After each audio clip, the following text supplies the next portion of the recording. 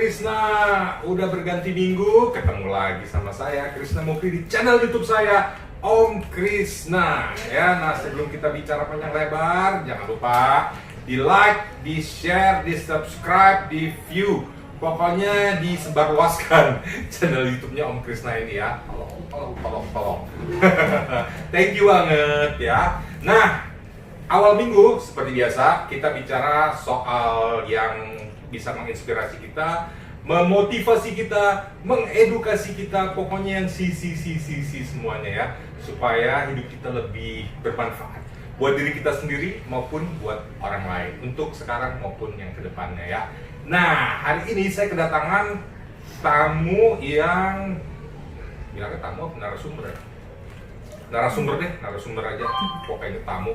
Kesannya dia lagi main ke rumah gue gitu. Soalnya ini kita lagi ada di sebuah kafe namanya Kereta Upi di daerah Kelapa Gading ya, tempatnya asik, tempatnya cozy, dan makanan dan minumannya harga terjangkau ya. Silahkan kalau mau datang ke sini ya. Kalau mau datang sekarang juga boleh ketemu sama saya dan narasumber saya panggilnya Mas Kang Om Umar aja. Umar, oke. Dengan Umar ya. Nah, Umar ini punya profesi yang sangat unik kalau saya bilang ya, karena saya juga baru dengar nih ada profesi seperti ini ya. Namanya profesi firasator. Apakah itu firasator? Kalau saya sih taunya firasat itu sesuatu yang timbul gitu ya dalam benak kita, terus bisa itu nanti kejadian, bisa tidak. Itu namanya firasat gitu kan ya? Gitu. Lu ngomong apa kabarnya? Sehat? Alhamdulillah baik. Nah, terima kasih ya sudah datang di channel YouTube Om Krisna ya. Dan kita sekarang bicara tentang firasatornya ini dulu ya. Coba dijelaskan apakah firasator itu, kenapa sih namanya kok firasator? Baru dengar nih gue yang namanya firasator nih ada ternyata profesinya ya, kemungkinan sekarang. Iya bang. Gimana? Firasator itu mungkin definisinya lebih ke arah pelaku ya, pelaku yang menjalankan sebuah profesi firasat. Jadi firasat itu adalah sebuah kemampuan menerjemahkan hal-hal yang bersifat batin atau hal-hal gaib. Gaib juga. Iya. Oke. Nah, di mana firasat itu dimiliki oleh semua orang. Karena dia kan firasat itu bersifat seperti intuisi. Ya. Oke. Cuma kalau untuk manusia lebih ke arah merasakan tentang hal-hal baik atau hal-hal buruk. Tergantung dari segi pandang mana dia melihat sebuah hal-hal yang akan dia terjemahkan. Oh gitu. Ya. Oke. Jadi firasator ini bedanya apa dengan cenayang, dengan peramal, dengan paranormal, atau dengan dukun? Sebenarnya untuk paranormal, peramal, cenayang itu adalah bagian dari firasat juga. Tetapi mereka itu masuk dalam klasifikasi firasat. Kalau dalam Islam itu namanya firasat kulfiyah. Apa itu firasat Kulfiyah itu adalah firasat yang diperoleh itu dilatih. Oke. Dilatih. Jadi paranormal, cenayang Itu mereka dilatih. nggak mendapatkan begitu aja. Enggak. Kalau kamu firasat ini Kalau gimana? Ada dapat ilham seperti begitu aja dari lahir gitu bagaimana? Kalau saya sebenarnya firasat itu didapatkan dari pertama lahir. Kedua keturunan. Ya, turunan. Oke. Kemudian dilanjutkan dengan dilatih. Ini firasat ini kamu dapat memang udah kayak semacam titisan gitu ya. Berarti titisan dari orang tua atau ada dari siapa, kakek, nenek? Kalau titisan mungkin lebih tepatnya diberi bekal. Diberi bekal. Semacam Maksudnya di keluarga kamu juga ada yang seperti ini gitu? Banyak. Oh gitu? Ya. Sorry, kamu orang mana sih? Orang Buton, Keraton Buton. Oh, orang Keraton Buton, Sulawesi Tenggara ya. Oke. Nah, sejak kapan kamu tahu bahwa kamu ini dibekali firasat gitu ya, yang bisa apa ya, bukan meramal, membaca ya, membaca satu kejadian tertentu sehingga itu ternyata kejadian itu nyata atau bahkan tidak nyata gitu? Itu sejak kapan? Sebenarnya kalau untuk mengenal dengan baik tentang kemampuan firasat saya itu waktu ketika meninggal orang tua saya. Bapak saya tahun 2002. Tahun 2002. Jadi sebelum beliau meninggal, saya sudah merasakan hal itu, di mana saya sudah mempersiapkan diri dari Jakarta balik ke kampung segera mungkin untuk bertemu bapak saya. Kemudian saya melakukan tugasnya sebagai seorang anak, mempersiapkan misalkan untuk ke pulang orang sebelum meninggal. Tunggu. Berarti kamu di Jakarta, kamu punya firasat bahwa bapak kamu akan segera meninggalkan. Apa ya firasat yang kamu dapat? Bapak saya itu mendatangi saya. Dalam waktu mimpi atau gimana? Dalam mimpi yang nyata, ketika saya sedang berzikir. Bapak saya bilang segera pulang ke Buton karena bapak tidak memiliki waktu yang sangat lama. Itu dalam bentuk apa? Roh kita atau bisikan? Dalam bentuk roh. Dalam bentuk roh. Ya, karena jin sama roh itu kita bisa membedakan. Kalau jin itu memiliki sebuah tanda yang sangat berbeda dengan ruh yang tidak dimiliki oleh jin. Apa itu? Contohnya kalau untuk jin itu dia cahaya di jidatnya itu berwarna kuning emas seperti kuning api ya. Kalau jin. Kalau roh? Kalau roh itu dia cahaya putih di kening. Jadi kalau untuk manusia awam melihatnya memiliki wujud yang sama, tapi seharusnya mereka bisa melihat tanda itu untuk bisa membedakan antara jin dan roh. Gimana caranya orang awam bisa melihat sesuatu yang kayak gitu? Kan nggak semua orang bisa. Ya benar.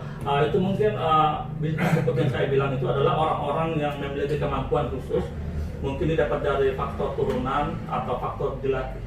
Oke. Balik lagi ke yang tadi, ketika kamu mendapat firasat bahwa bapak kamu akan segera meninggalkan kamu, langsung kamu pulang. Iya. Terus ke Buton. Apa yang terjadi di sana? Yang terjadi memang bapak saya itu waktu pulang mengatakan kepada saya agar jangan lagi ke Jakarta. Sebelumnya kan saya pernah terjun di dunia entertain juga, menyarankan saya untuk berhenti di dunia itu. Terus kamu berhenti? Berhenti saya meninggalkan tahun 2000. Kan sebelumnya kan pernah syuting sama Mandra, Batak Betawi tahun 2000. Gara-gara itu bapak saya meminta saya untuk meninggalkan dunia artis itu, menurut katanya nggak bagus. Nggak bagus buat kamu? Efeknya nggak bagus. Pada akhirnya saya menuruti dan datang ke Jakarta itu hanya selisih sekitar 1 minggu, bapaknya meninggalkan saya untuk terkalinya.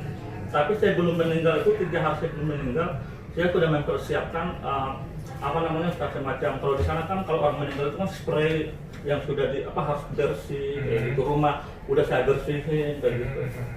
Jadi itu benar-benar firasat kamu benar-benar sangat kuat ya? Bapak kamu akan pergi meninggalkan. Malah peristiwa itu sebelum terjadi, bapak saya kan mengalami serangan jantung ya. Jadi waktu sebelum untuk terjadi serangan jantung itu, saya berpikir bagaimana untuk merubah keadaan ini. Bisa nggak saya melawan hukum Tuhan? Ternyata kenyataannya memang manusia itu tidak bisa melawan hukum Tuhan. Kenapa kamu punya pikiran itu? Karena ketika bapak saya meninggalkan rumah untuk terkalinya, saya berusaha menahannya. Saya bilang, Pak, jangan tidak usah bapak untuk pergi mengajar. Tentu bapak saya seorang guru ya. Tapi bapak saya bilang tidak boleh karena ini sebuah janji. Maksudnya janji kepada? Janji kepada muridnya. Jadi, dalam keadaan sakit? Ya. Enggak, sehat walafiat. Sehat. Jadi setelah pergi itu telah komunikasi terakhir dengan bapak saya. Beliau mengalami serangan jantung di sekolah, kemudian 3 hari dirawat di rumah sakit. Setelah 3 hari bapakku saya dan keluarga meminta pulang untuk dibawa di rumah, dan pada akhirnya bapak saya meninggal di hadapan seluruh istri dan anak-anaknya. Termasuk kamu? Ya. Itu tahun 2002. Tahun 2002. Nah, sejak saat itu apa yang kamu lakukan gitu? Terus kamu langsung yakin, oh ya, saya memang seseorang yang mendapatkan satu kelebihan bahwa saya punya firasat yang bisa membaca satu keadaan gitu. Ya. Kamu seperti itu. Pada akhirnya saya apa yang meyakinkan kamu untuk bisa, ya gue sekarang seorang firasator gitu misalnya kayak gitu? Karena yang meyakinkan saya itu peristiwa itu bukan hanya berhenti begitu saja, selalu berkelanjutan. Banyak peristiwa yang terjadi yang selalu saya rasakan, tapi benar adanya. Oh ya. Ya, cuma sebelum itu terjadi, saya selalu memberikan sinyal-sinyal atau memberi kabar kepada orang-orang bersangkutan yang saya anggap kenal. Tunggu deh, apa sih yang kamu rasain ketika kamu mendapatkan satu firasat? Maksudnya datangnya lewat apa? Lewat mimpi? Atau lewat bisikan? Atau Banyak lewat kejadian? Contohnya gini ya, misalkan saya ketika bersalaman dengan seseorang, energi itu saya rasakan seolah-olah saya mengalami sebuah potongan-potongan kejadian. Okay. Padahal saya bisa terjemahkan. Pada saat itu juga? Pada saat kamu misalnya salaman atau ya, berinteraksi dengan orang itu? Benar. Oh. Ada juga setelah bersalaman itu untuk melihat peristiwa lebih jauhnya, kadang saya melewati fase semacam lagi berzikir, tiba-tiba ada peristiwa potongan lagi yang menggambarkan orang ini mengalami kejadian seperti ini. Oke. Ya, itu sih rata-rata kejadiannya selalu terjadi. Tetapi sejauh ini jika saya melakukan sesuatu, saya selalu mencari cara untuk menghubungi orang itu bahwa akan terjadi seperti ini. Terlepas percaya ataupun tidak percayanya, buat saya sih nggak masalah. Oke. Berapa lama kamu meyakinkan diri kamu bahwa memang itu adalah merupakan satu bakat ya yang diberikan Allah pada kamu?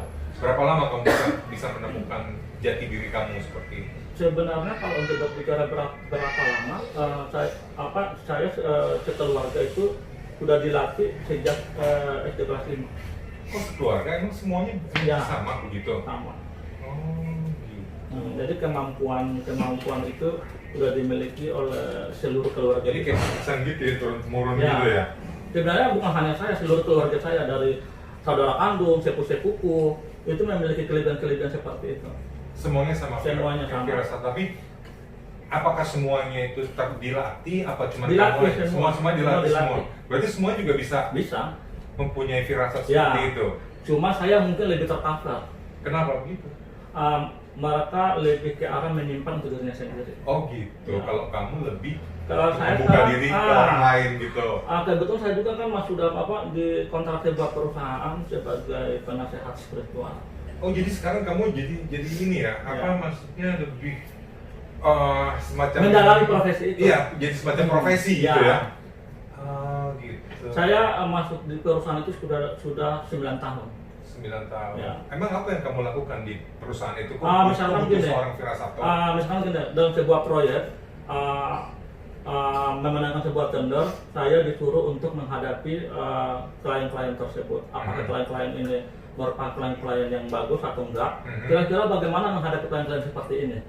Dan jika yang saya rasakan, kita bukan berbicara tentang apa yang kamu lihat, kira-kira bagaimana, itu berarti sebagai seorang peramal ya. Itu takabur. Tetapi kalau saya seorang firasat, tidak bisa berbicara secara gamblang, tetapi sifatnya hanya memberi gambaran-gambaran. Karena kalau kita memberi gambaran-gambaran, artinya kita memberi bahwa manusia itu harus berhati-hati. Tapi kalau kita menggambarkan dengan jelas, itu artinya meramal. Terus gambarannya itu kamu dapat dari mana? Apa kamu berhubungan dulu dengan para klien-kliennya itu? Ya, saya bertemu langsung. Lalu kamu punya semacam misalkan gitu. Atasan saya mengajak saya bertemu dengan klien tanpa klien mengetahui tentang posisi saya sebagai siapa. Oh begitu. Ya. Nah disitulah firasat kamu itu bekerja, gitu benar. ya. Oke. Ibaratnya sebuah benda untuk jika berpindah ke dalam sebuah suhu ruang akan mengalami sebuah suhu yang berbeda juga, tergantung ruang itu sendiri. Tapi terus ya oke lah, kamu membaca orang itu. Tapi itu maksudnya gini, seberapa jauh atau seberapa besar kecepatan kamu membaca firasat itu? Alhamdulillah untuk sejauh ini akurat. Akurat? Oke. Baru-baru ini seperti peristiwa, ada salah satu artis terkenal di Indonesia. Dia salah satu selebgram juga. Dia salah satu presenter juga. Oke. Apa yang kamu rasain terhadap orang ini? Waktu itu saya ketika membuka IG, tiba-tiba saya akan semacam mengalami sebuah koneksi. Jadi saya melihat peristiwa dia itu dijebak oleh seseorang dan bajunya itu dilucuti. Oke. Pada akhirnya laki-laki itu terbaring. Oke. Itu jika saya sebagai seorang firasat mengartikan itu adalah bahwa ada seseorang yang sedang ingin menjatuhkan atau mempermalukan dia. Peristiwa itu pada akhirnya saya rekam jejak dan menghubungi artis tersebut. Oke. Menghubungi manajernya. Ya, tersebut apa reaksinya? Mereka nggak merespon karena mungkin saya bukan seperti artis-artis mungkin Regiosi mungkin atau yang lain-lain yang udah dikenal udah terkenal gitu.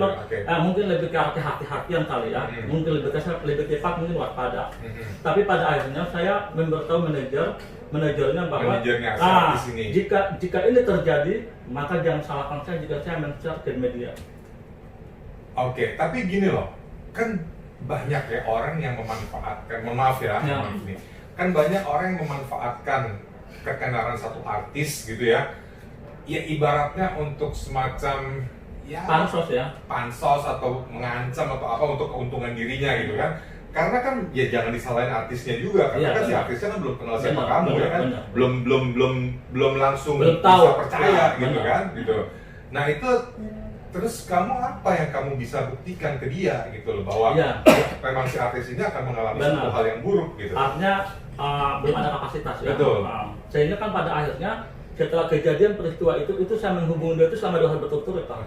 13 Juni sama 14 Juni. Kamu hubunginnya di Instagram? Bukan di WA. Oh di WhatsApp. Kamu tahu WhatsApp ada dia? kan nonton di bio. Oh gitu, WhatsApp dari manajernya. Ya. Oke. Pada akhirnya setelah kejadian itu kan belum lama, sekitar tanggal 23 Juli kalau nggak salah ya. Jadi 1 bulan dong, jadi ada rentang 1 bulan lebih. Setelah saya menghubungi itu. Oke. Akhirnya terjadi. Dan si artis ini benar-benar mengalami kejadian seperti yang kamu bilang itu, yang kamu firasatkan itu. Sekarang dia berhubungan dengan kepolisian Jawa Timur tentang pembobolan kartu kredit. Oke. Artis itu inisialnya sih B. Stop. Kayaknya gue bisa nebak gitu. Itu lebih baik gak usah dibicarakan ya. Ada itu kan gosip. Tapi it's okay. Terus pada akhirnya gimana reaksi dari pihak manajemen si artis itu? Akhirnya ngubungin kamu nggak? Atau nggak menghubungin tapi biasanya kalau orang nggak merespon bagus pasti kita akan diblokir. Oke. Tapi sejauh ini mungkin nggak ngeblokir saya, tapi saya sudah menghubungi bahwa memberitahu ternyata apa yang memang terjadi. Oke. Sampai segitunya kamu bisa ngebaca ya? Banyak artis yang saya hubungi, tetapi kalau artis ada sekitar artis juga salah satu presenter di salah satu televisi, saya juga menghubunginya, tapi alhamdulillah dia merespon. Oh gitu. Dia mempercaya. Emang apa yang terjadi dengan si artis dengan presenter ini? Saya merasa dia sedang diniat ingin dirusak sama seseorang, ingin dijatuhkan, ingin dilecehkan. 4 hari sebelum kejadian saya menghubungi, alhamdulillah artis tersebut merespon dan pada akhirnya saya berkawan baik. Tapi kejadian? Kejadian. Oh, jadi ada yang merespon, ada yang enggak ya? Tapi satu-satunya orang yang saya hubungi nggak merespon artis ini, presenter yang terkenal ini, yang bergerak yang terkenal ini. Yang lainnya semua merespon. Semuanya merespon. Ya alhamdulillah. Saya dengar kamu juga katanya pernah mempunyai firasat bahwa ada satu komedian yang terkenal gitu, yang katanya akan dipanggil yang Maha Kuasa gitu. Itu benar kejadian? Kejadian seperti apa? Kamu firasatnya seperti apa? Jadi gini, jika kita menginginkan firasat seperti hal itu kita memilih dulu fokusnya ke mana. Maksudnya gimana? Apakah saya akan memilih fokus ke dalam dunia artis, dunia bisnis, atau dalam dunia politik? Cuma pada saat itu saya fokus ke dalam dunia artis. Saya nggak mau pungkir ya, saya juga ingin terkenal. Saya nggak mau menafik. Insya Allah abis dari sini kamu terkenal. Ya amin. Kamu terkenal. Yang namanya orang kita sudah berani mengabdi seperti ini, berarti kita siap untuk dikenal orang. Tinggal kan mencari jalannya. Semoga saat ketemu Bang Krishna, jalannya sudah semakin tambah lebar. Itu yang saya harapkan. Ya, alhamdulillah kita ketemu kan? Iya benar, lebih mudah. Nah itu gimana, ceritain tadi tuh yang katanya kamu punya firasat bahwa ada komedian yang mau dipanggil ilahi. Itu gimana ceritanya? Jadi pada saat ketika saya sedang berzikir itu, saya melihat gambaran panggung orang tertawa, tetapi bertuliskan beberapa nama. Dalam bentuk nisan. Oh iya? Ya. Di panggung itu? Ya. Terus? Pada akhirnya saya untuk membuktikan itu saya mendokumentasikan dalam sebuah video. Gimana caranya? Caranya artinya saya setelah melihat itu saya dokumentasikan bahwa akan terjadi meninggalnya salah satu artis senior, seorang pelawak dan memiliki kredibilitas yang sangat bagus dalam dunia entertainment. Terus apa yang kamu dokumentasikan tuh apanya? Artinya jika saya mendokumentasikan setelah kejadian, artinya kan itu bohong. Iya. Okay. Maka saya mendokumentasikan sebelum peristiwa. Iya. Dan pada akhirnya terjadi. Jadi orang itu yang kamu dokumentasikan, ya. gitu. Cuma kan jadi saya kamu tidak berani fokus ke dia, ya. gitu. Cuma saya tidak berani menyebut nama, takut. Iya. Gimana kamu hubungin nggak si artis tersebut? Enggak, saya takut bang. Takut? Kenapa takut? Takut salah apa? Takut Enggak, gimana? mungkin saya takutnya mereka kan artis yang sangat terkenal ya. Siapa sih yang nggak kenal artis pelawak itu? Ya cuma untuk saya menyimpannya, jadi saya dokumentasikan dalam bentuk ini ya, video. Apanya yang kamu videoin, kegiatannya dia? Bukan sayanya. Saya berbicara. Kamu berbicara ya, di video. Berbicara di video bahwa akan terjadi peristiwa seperti ini. Kan namanya video kan pada saat direkam itu kan masih ada videonya. Ada di HP saya. Oh gitu. Ada. Iya. Tapi pada akhirnya saya posting setelah bersamaan dia meninggalnya Omas. Tapi nanti gini, boleh ya minta diberikan videonya itu ya? Ada, Bisa kan Chris ya? Nanti kita masukin ya ke biar saya juga tahu ya, gitu ya. Ya nanti kalau bisa ditulis di screenshot sama perinciannya. Iya. Kan ada tuh tanggalnya pada saat pembuatan video itu yang bisa dimanipulasi. Oke. Jadi udah makin jelas bahwa kamu mendapatkan satu firasat itu karena memang semacam keturunan dari keluarga gitu, dan kamu akhirnya melatihnya, dan sekarang menjadi semacam profesi gitu ya. Oke. Nah, kamu sekarang membantu satu perusahaan untuk apa istilah mengidentifikasi klien ini bagus atau tidak, ya kan? Kayak gitu. Nah, kualifikat atau tidak, semacam itu kan? Betul. Nah, sekarang gue mau tes nih, ya. gue jadi ngeri mau ngomongnya nih gitu. Kamu punya firasat apa tentang saya? Gitu. Banyak hal. Serius lo? Ya. Oke, wait. Bismillah. Apa yang kamu firasat tentang saya? Pada dasarnya abang itu baik dan loyalitas. Tetapi salah satu kelemahan terbesarnya adalah tidak bisa membedakan mana orang-orang yang memanfaatkan dan mana orang-orang yang tidak memanfaatkan. Terus apa lagi? Kalau untuk yang lain buat saya itu hal yang sangat biasa ya. Mungkin abang keras, ya kan. Abang orangnya sangat peka juga. Tetapi kelemahan terbesar dalam diri abang yang harus ubah itu adalah harus pintar-pintarnya abang yang manajemen diri dengan baik, terutama dalam bentuk hal keuangan.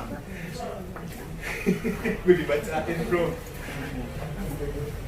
Gitu ya? Ya, karena banyak orang-orang yang hanya memanfaatkan abang dari segi popularitas abang, kemudian dengan uang abang. Gitu.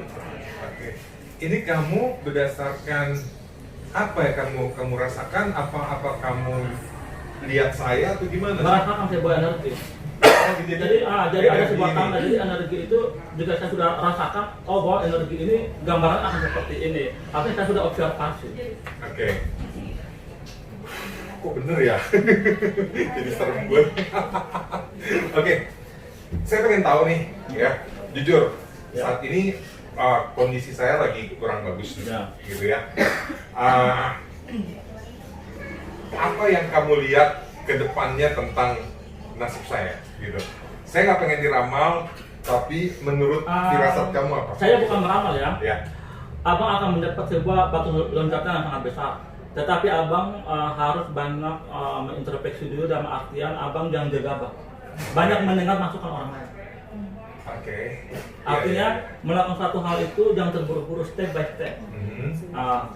Setelah mendengar sesuatu, misalkan abang dengan informasi ini bagus usaha ini, abang jangan langsung terus bagaimana keuntungannya, jangan dulu. Itu kelemahan gue tuh. Abang nggak boleh kayak gitu. Abang harus observasi dulu. profil Tuhan itu kayak gimana, orangnya kayak gimana. Abang harus mencari tahu apa informasi itu dari orang-orang terluar dari rekanan abang itu sendiri. Oke, dari orang-orang yang mungkin memang ahlinya, Ya. capable ya, dalam bidang tersebut ya. Artinya isu-isu di luar sana kita harus pertimbangkan. Oke, ini gue jadi deg-degan nih, ya. Gue tadi kamu bilang saya insya Allah kedepannya akan mendapatkan salah satu batu loncatan, Ya. gitu. Itu apakah gambarannya menuju kesuksesan atau apa? Sebenarnya saya bukan berbicara sebuah kesuksesan ya. Aha. Karena di dunia ini sukses itu nggak ada. Kenapa nggak ada? Mengapa saya mengatakan nggak ada? Karena namanya sukses di saat kita mendapatkan apa yang kita inginkan, kita akan diuji dan pasti manusia akan up down, akan selalu Betul. naik dan turun. Betul. Jadi pada dasarnya kita akan mengalami sebuah perbaikan hidup. Amin ya Allah, amin. Amin ya Allah.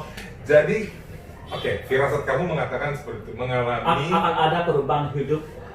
Hari ini abang 5, ke depannya 8. Amin ya Allah, amin ya Allah. Hanya itu, abang harus banyak mendengar pendapat-pendapat dari orang sekitar. Oke, selain mendengar pendapat, apalagi mungkin? Udah nggak ada sebenarnya, karena abang itu kelemahannya itu egois. Egois ya? Ya. Setelah udah kejadian baru aku berpikir, iya sama kayak gitu ya. Nah seperti itu kurang lebihnya. Kalau bener sih, gue kasih kue deh. Ya sama kasih. Gue jadi gatel pada. Gitu ya? Iya bang. Itu nggak salah. Oh my God, itu bener. Iya pada lama kan, harusnya kan apa diceramain sama teman-teman, makanya tuh dengar ini gini. Padahal abang, ya menyesali sudah tidak ada guna. Tapi itu jadikan sebuah pelajaran hidup yang sangat besar buat abang untuk melompat yang lebih tinggi lagi. Tapi masih ada kesempatan. Ada. Amin ya Allah. Karena abang itu dikelilingi oleh orang-orang yang memiliki semangat yang tinggi juga untuk memperbaiki hidup ke depannya. Ini orang-orang kayak gini nih. Amin ya Allah, amin. Ya tapi intinya memang saya dikelilingi oleh orang-orang yang teman-teman saya tuh kebanyakan loyal lah sama saya gitu. Dalam apa ya? Dalam keadaan up and down, mereka tetap ada bersama saya. Gitu loh, gitu ya. Tapi kadang-kadang merasa sedih. Merasa sedihnya itu kadang abang banyak lupa sama mereka di saat abang di atas itu. Jadi itu merasa sedih loh bang. Jadi bacain lagi ya. Udah aja dibacain semuanya. Enggak bang, bukan begitu bang. Karena begini, supaya abang lebih menyayangi mereka, karena doa semakin banyak orang mendoakan kita yang terus hidup kita akan lebih terbuka. Berarti itu adalah fokusnya. Diam ya, penonton diam. Maaf ya, soal Om Krisna di sini agak mulai panas suasana nih. Penontonnya nggak jelas nih, penontonnya nggak ada akhlak semuanya. Udah mulai memanas. Kayaknya mereka semua pengen dibacain. Termasuk saya. Oke, back to basic ya. Jadi saya memang intinya nggak boleh lupa sama temen, sama yang sudah berjasa sama saya. Ketika nanti saya sudah mendapatkan cepat itu ya. Karena kapan abang udah jatuh lagi, abang nggak akan bisa naik lagi. Oh my. Astagfirullahaladzim. Jadi manfaatkan peluangnya dengan baik. Iya. Insya Allah. Gitu ya.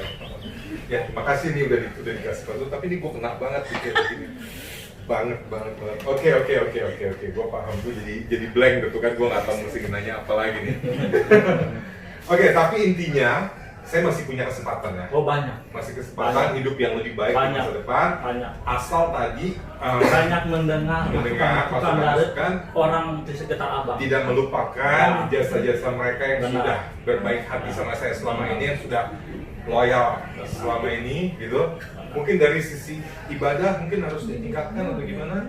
Sebenarnya kalau masalah ibadah mungkin relatif ya. Ibadah itu hanya untuk sebuah manajemen emosional diri yang baik. Tetap ibadah tidak perlu disarankan, karena itu sebuah kewajiban untuk semua orang. Iya. Oke. Jadi itu udah ya, bicara tentang guanya udah nanti off the record aja abis ini. Alhamdulillah ya kalau misalnya gue ternyata masih punya kesempatan untuk hidup yang lebih baik di masa yang akan datang ya. Tapi kapan kira-kira? Kamu belum tahu ya? Ya, itu namanya takabur. Takabur ya? Oke.